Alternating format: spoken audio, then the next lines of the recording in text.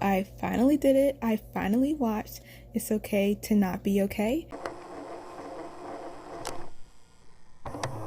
I saw so many people talking about on my YouTube recommended page. I saw a lot of reactions, reviews for it, and I even saw a lot on Twitter, people talking about it and how good it was.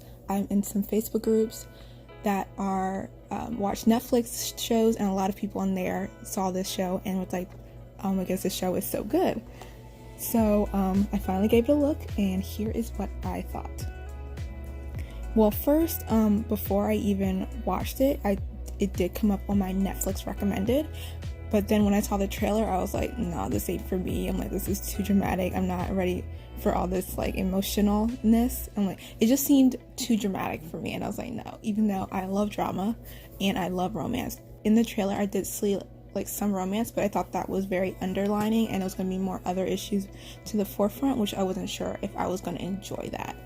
So that's why I was like, no. And also another thing that kind of turned me away is that it was weekly episodes, because for Crash Landing on You, when I got into that had weekly episodes, and I could not handle it. I was like, no, I need the next episode now. So that was like another reason I was like, But yeah, at first I wasn't, just from the trailer, I wasn't really into it. I'm like, it seemed okay, but I was like, I'm not really gonna watch it. Then I saw, like I said, so many people talking about it on social media, and I was like, okay, maybe I need to give this show a try. If you have not heard about It's Okay to Not Be Okay, this is a South Korean drama. It is on Netflix. It has 16 episodes, and each episode was like, I think 40 minutes to about a little over an hour long. Actually, I think each episode was about like an hour to an hour 15 minutes long, maybe a little bit longer than that. So like, these are like full-on movies, so you're gonna be watching like a movie for every single episode, so it's like 16 hours worth, but it's definitely worth it. So like I said, this has 16 episodes, and when it first came out, it came out with like weekly episodes, so like every week a new episode would come out, and I did not watch it then because, like I said, I wasn't really interested in it. But when all the episodes were on Netflix officially, like with no, like when I didn't have to wait anymore, that's when I was like, okay, maybe I should give this a try. That's when I decided to watch it. It was good. It was definitely emotional. So like at the beginning I wasn't like, oh, okay, whatever, but halfway into like the end, I would say like I want to say episode 8 to the end, I was like, I got emotional, but like, the last couple episodes, I was like bawling my eyes out because I was like, oh my goodness, I can't, like all these feelings. It really pulls at your heartstrings a lot. It follows the main character, who is, if I can pronounce this right, Moon Gang-tae.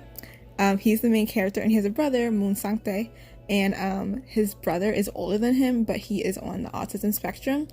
And so he has been taking care of his brother almost his whole life after their mother had passed away. Or I would say their mother was murdered. And so they ran away, and it's been him and his brother. And then the main woman, who is the love interest, is Ko Moon-young.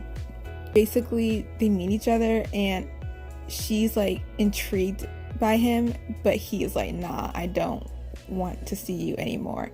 And they're very opposites. He is more cool and collected, and like doesn't always act out irrational. He like thinks before he acts. That's what he thinks before he acts. But for her, she acts before she thinks. So her first instinct, that's what she does, and that does get her in trouble a lot. So when they first meet, they are polar opposites, and they kind of do clash a bit. But she is like, oh my goodness, she wants to get to know him more, and she kind of sees him as like I won't want to say a thing, but kind of like when she wants something, she has to have it. And you kind of see that throughout the show, like little things like sharp objects, pens. She's like, I want it, so she just takes it. And I think at first she kind of sees him as that, but eventually it becomes deeper. But so yeah, it's those are the three main characters, and the story like focuses around them.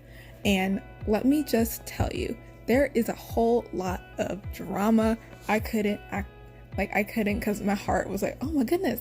The older brother, who is Moon Sang-tae, who he is on the autism spectrum, he had witnessed his mother being murdered, but he was not able to identify the person. All he could remember was butterflies, like the butterfly's gonna kill me, the butterfly's gonna kill me. That's all he remembered. So he wasn't really help in finding the killer, so they do not know who killed their mom. And he constantly has nightmares over like, oh my goodness, the butterfly's gonna get me. So every time it gets like around springtime or it gets warmer, they end up moving and like running away from the butterflies because of how bad this traumatic event was to him.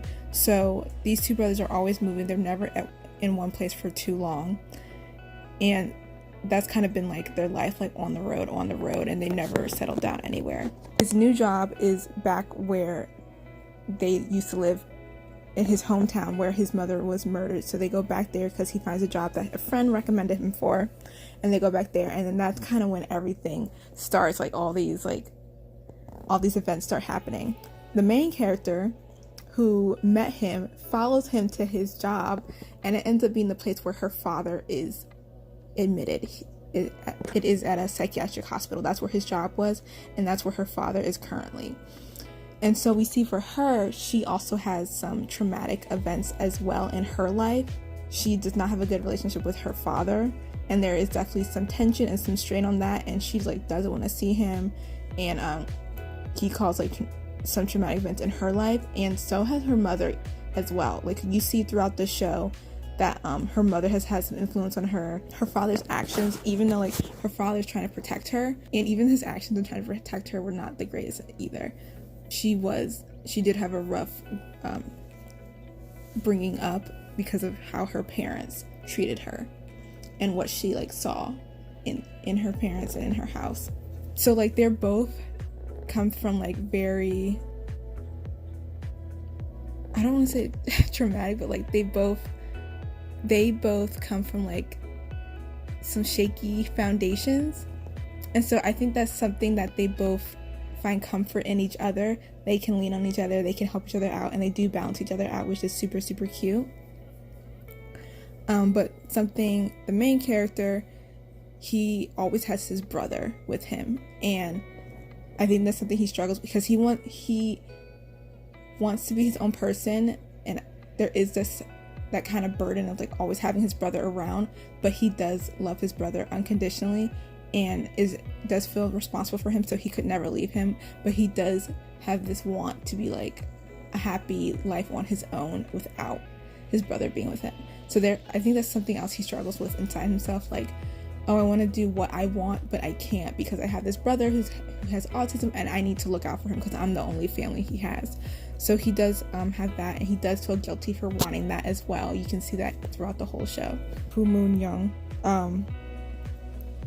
she wants to be with Gangtae, but she doesn't want to keep hurting him.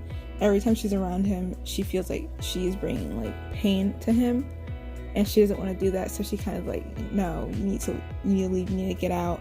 Like her mom's gonna hurt, like my mom's gonna hurt you. You can't be here. So that is something she kind of is dealing with, and even since she was little, her mom has been doing this. Because Moon Young and Gangtae, they knew each other when they were little, and they figured out that they did know each other, and it's kind of like they were destined, but it's like they call themselves in the show like Romeo and Juliet, because Romeo and Juliet, they were destined to be each other, but they ended up dying together because of like their families and everyone else tearing them apart. So that's kind of like what they call themselves, like an ill-fated love, because it's like they're destined to be with each other, but there's so much baggage and so many other things within their lives that they have to overcome. Is it worth it? I definitely thought it was a good show for like this fall season because of all the thriller and suspense. Definitely around like fall and Halloween, people tend to watch more spooky things. It was very emotional and there was romance, but I also saw like a lot of suspense because there was a murder and there was like a lot of events happening. You're like, okay, what's going on? Who is this person that's like following them and trying to hurt them? So I thought it was a good show to watch around the fall time. But let me tell you, your emotions, I was bawling so much through some of the episodes. I know the one episode that really got me was when his older brother with the autism, Sang-tae, was like, my brother wants to kill me, he always remembered when his brother said when they were younger, saying, I just want my brother to die. When they were younger, he always had to take care of his older brother, and he said he didn't want that. He felt his mother treated his older brother better or loved him more because he had autism and didn't really care about him. And so when Sang-tae was like, he wants me to die, he did want him to die and almost let him die, but he came back for him when he fell through the ice. It's a scene when they were like playing on the ice and Sang-tae fell in the ice and Gang-tae was like walking away, was not gonna help him, but then he like stopped, turned around and went to go help his brother. A huge scene because they both, Sang-tae and Gang-tae, saw that he kind of walked away and had the thought of leaving his brother there in the ice to drown.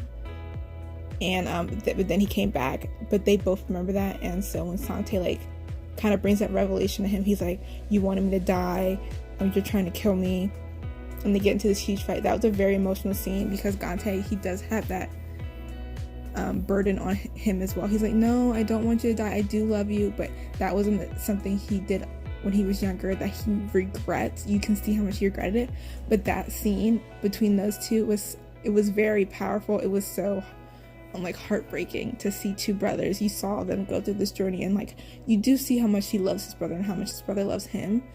But that one scene when they were younger and he had that like, I just wish he wasn't here, and that regret, it was so, I'm like getting emotional right now. It was just so sad, and you could see the pain on Sang-tae. Like, I love you, but you wanted to kill me, and I was just born this way. Like, I did nothing wrong.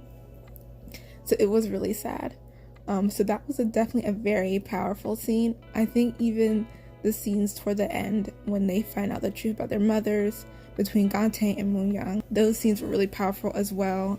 Another scene that I was like bawling my eyes out, this scene when Moon-young finds out what her mother had done, and then Sang-tae comes and he like feeds her porridge and is like, I will forgive you if you just eat. And she's like, I'm so sorry. So he's like, I forgive you, but you need to eat your food.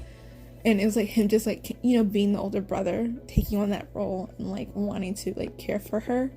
And she's just being so sad. He's like, he doesn't even know what my mother has done. And she's like bawling her eyes out. And he's like, I forgive you. That was such a powerful scene. And then hugging his brother because his brother needed it. Gang-tae and Moon-young are just going through so much, and then Sang-tae is like, I'm the older brother, I'm supposed to protect you, and I will protect you guys and take care of you guys. That was such a powerful scene and so like emotional and again heartbreaking, but it was like, wow, Gang-tae has always looked out for Sang-tae, but Sang-tae is here to like look out for them. Like, he's like showing them like he's here for them, he will protect them as much as he can. And so that was super sweet, and I thought that scene was really powerful as well, or those couple scenes were really powerful. So yeah, definitely emotional show. I highly suggest it. If you do like romance, if you like drama, definitely watch it. The whole cast was great. I even like, all the characters in the psychiatric hospital. It is sad because you get to see their struggles, why they're there, how they get there, but I think all the cast is great, even the nurses. And midway through this through the season, I could tell there was something up with that nurse. Like at first I'm like, oh, nothing wrong, whatever, but like midway through the season I was like, okay, there's something up with that nurse. She's acting really weird, like giving off creepy vibes.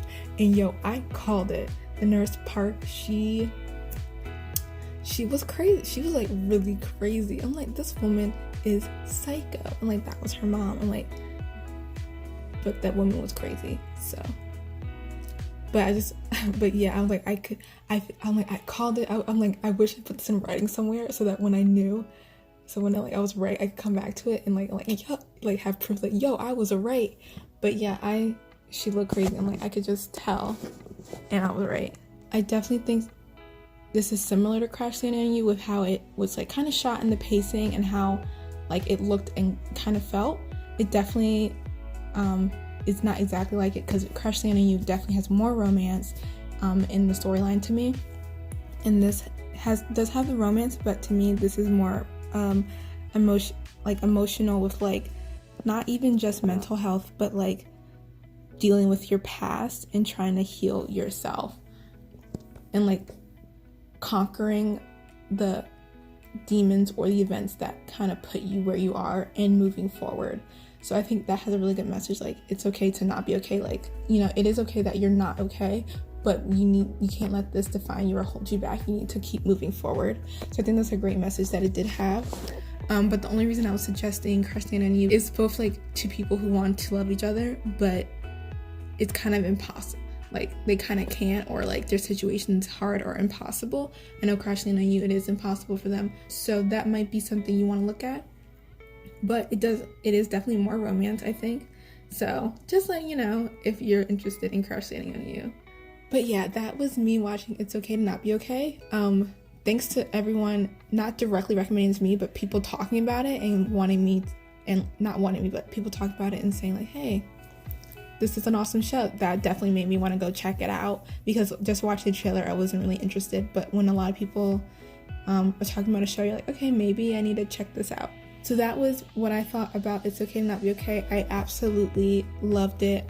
I don't know about watching it right away, because it was a lot of tears near the end, so I would need a break, but it was a great show. I don't know if there'll be a season 2. I know I saw a couple articles, people asking how it ended. Might not be, but I think if they did have a season 2, since the mother is still alive and in jail, I think in a season 2 they can have her escape, or have something happen. Maybe she's up for parole and they have to face their demons or something again. But I think like, since the mother's still alive, having her kind of escape and come after them again, I think that'd be a really good season 2. I don't think you can have just a season 2 with them like, oh, here's our new lives. I think they would need to have like, okay, now that they've gotten over, like, they know what happened to their mother, she knows where her mother is, like what would happen in season 2.